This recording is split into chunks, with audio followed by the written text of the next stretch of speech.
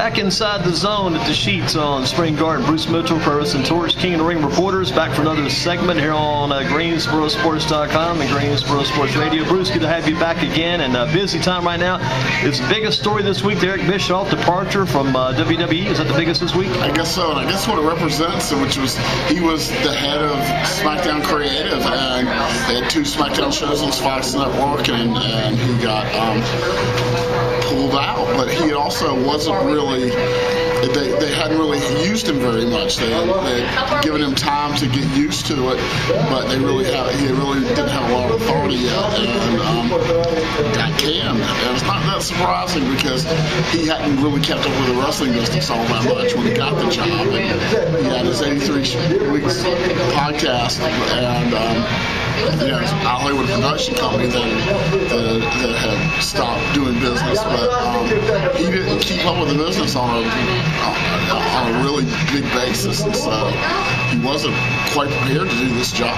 Did he last 83 days? That's the question. Did he last that long? I've been hearing that all day long, since yesterday. Yeah. Well, his family. No, I don't think he. Well, 3 months. He probably did. About 90 days. Yeah, his family got moved out here too. Moved his family into Connecticut and got all relocated and everything, didn't Wyoming, yeah. So it was a big disappointment, I think, for WWE. Was it because the numbers dropped? The first show did about 4 million, the second show about 3 million. Was the numbers drop? Was that what caused it? I think that he wasn't in a position to do the job, and so both sides weren't. Every side, to this 3 sides, I guess, weren't happy. So it's I'm not surprised at it, and it's something that I don't really blame Eric that much for, except for going for the job in the first place. But it might be a good move for him, because it may get worse as time goes on, because there's been a lot of heat behind the scenes now trying to make these shows work, and all the changes going on, all the competition. Now there's been a lot of heat on who's in charge. That'll be what, Bruce Pritchard now, right? Pritchard? And Bruce Pritchard was the way he got in the first place. He would both of them do a podcast for Conrad Thompson, and Pritchard was the one that endorsed Pritchard getting back in WWE and endorsed Eric to go in. So that's an interesting call. It's also an interesting call that Pritchard got more power.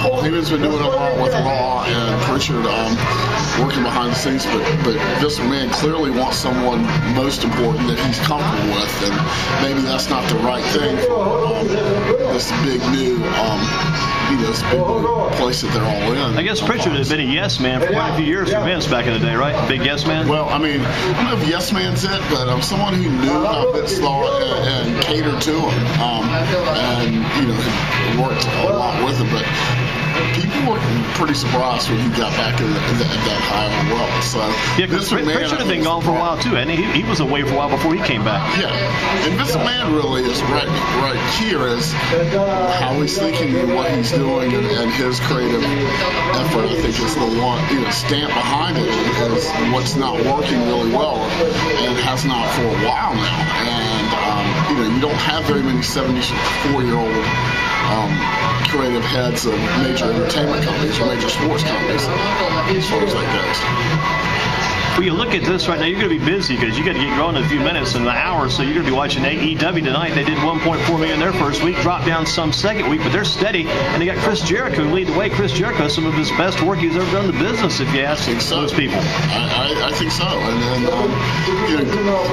it's expected that you expect after a show starts, a wrestling show starts, that if it either moves from one network to another, like Raw or SmackDown, or it just starts, and there's going to be curiosity and then a drop maybe after the first week. This is going to be, a crucial week for them, and a crucial week for NXT, a crucial week for SmackDown. I think, to me, this is the week where the SmackDown problems come home, because you had that first week with Rock, you had that first week with Dave Velasquez, and the second week was such a problem watching.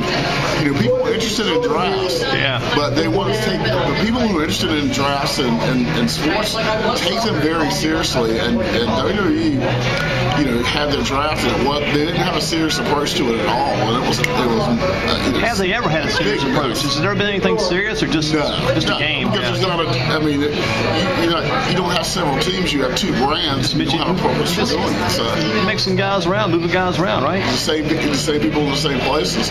But they really, SmackDown on Friday had a lot of jokey segments featuring a lot of the Fox NFL guys. Yeah. And some of those guys, I mean, Jay Glazer was into it, but there was other guys who weren't into it much at all.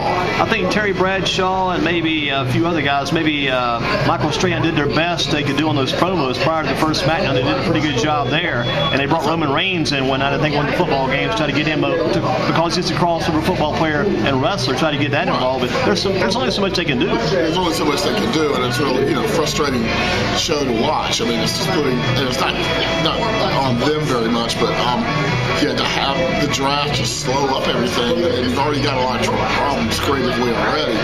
Got a lot of problems that last pay-per-view, right? That last pay-per-view just went off the bad charts. It went deep south, didn't it? Last pay-per-view. It was really a disastrous thing that Hell in a Cell, and they, it was the idea. I think may have been, and I'm not sure, and I watched it pretty closely, but to do a horror movie kind of thing. But the problem was that. There's a lot of problems with it. It was just ridiculous to watch. And then Seth Rollins showing fear and crying in front. He had a #1 babyface crying in the face of a one-on-one heel, and it was just tough to put up with. And fans were into the Fiend, but they weren't into the Fiend in the way he was presented. They were into the Fiend like, this is a fun character. We like this goofy TV show, and were mad that he wasn't winning, and they were mad that didn't get, Hell in a Cell supposed to be the ultimate match, and they disqualified Seth Rollins out of nowhere. So it's just a bad mess of a thing to see. It's kind of bad because right now you've got people talking more about the bad job that WWE's doing than the good job that AEW is doing. It seems like there's more focus now on the bad job from WWE than there is the good work of AEW. There's been some disaster. I mean, I really look at it like they came into this time not prepared, and then it's almost like a business breakdown. They didn't respect the challenge, did they? Not like they should have. They didn't respect that challenge. They didn't think it'd be quite as strong. I think it was they wanted to keep that same approach of that wrestling wasn't that important, that being crazy was important, and giving lots of shots, and didn't work out. And so far, we'll see how things go tomorrow. It's tomorrow night, Friday night, but there's an awful lot of wrestling to be reduced, and an awful lot of wrestling to be watched right now. I think one thing interesting too is all about the numbers: the 3 or 4 million for the SmackDown, the 1.4 million, and then a drop a bit for AEW. Then the number 3 this week is on my mind. The number 3, because that's with Arn Anderson, the first job he had wrestling, the first wrestling night he worked. He got 3 hot dogs as his pay, and the Arn show has been pretty darn good so far. Arn show. You've enjoyed the Arn show? Yeah, I have to. I think Arn is someone very smart and been around. Spent 35 consecutive years in the business and around the top wrestlers, and also just a real canny, real canny wrestler, and so and one of Greensboro's favorites. I know you know that. And so it's interesting to see how he came up and what he's thinking. All the road trips and that the 3 hot dogs he got paid to do his first wrestling match, and then the matches he had with Ric Flair, Arn versus Flair finally came together, I think, up in Asheville back in September 1995. It's been interesting every week.